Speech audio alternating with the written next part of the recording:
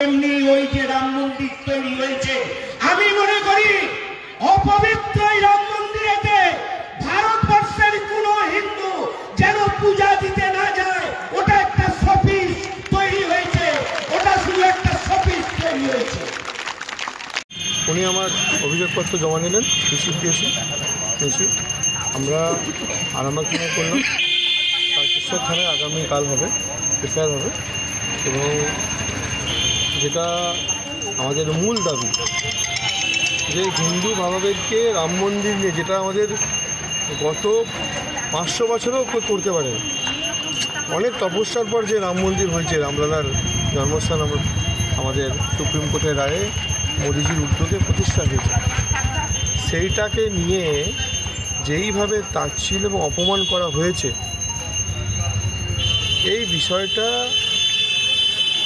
স্থানীয় প্রশাসনকে জানিয়ে দিলাম, এবং আমাদের এই বিষয় নিয়ে রাস্তায় নেমে আন্দোলনও হবে।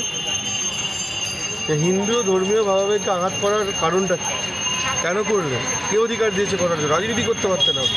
তো এই বিষয়গুলো আছে, আগামী দিনে এটা নিয়ে আমরা রাস্তাতেও নাম। এই সমস্ত লোক এই সমস্ত লোক যে রাস্তার মধ্যে থাকে এরকম ধর্মীয় ভাবাবেগকে নিয়ে খেলবে, যেটাতে আগামী দিনে আমাদের যে সম্প্রীতি নষ্ট হবে।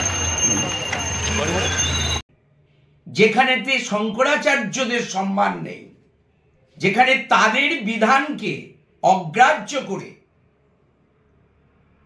নিজেদের পেশি বলে, অর্থ বলে এই রাজনীতি করার জন্যে এই মন্দির প্রতিষ্ঠা করে বিগ্রহ প্রতিষ্ঠা করল, যেখানে শঙ্করাচার্যরা বলছেন যে এটা অবৈধ এবং ধর্ম একে মানছে না, তাই এটা হিন্দু ধর্মকে অপমান করা হয়েছে, কলুষিত করা হয়েছে, শঙ্করাচার্যদেরকে অপমান করা হয়েছে, তাদের বিধানকে কলুষিত করা হয়েছে।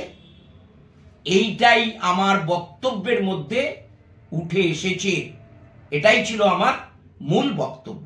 আর দেখুন, ধর্মের সুশ্রী দিয়ে রাজনীতি করার জন্যে নোংরা প্রকৃতির এই শুভেন্দু অধিকারী টুইট করে কিরকমভাবে বিভ্রান্ত ছড়িয়ে একটা অরাজকতার সৃষ্টি করছে।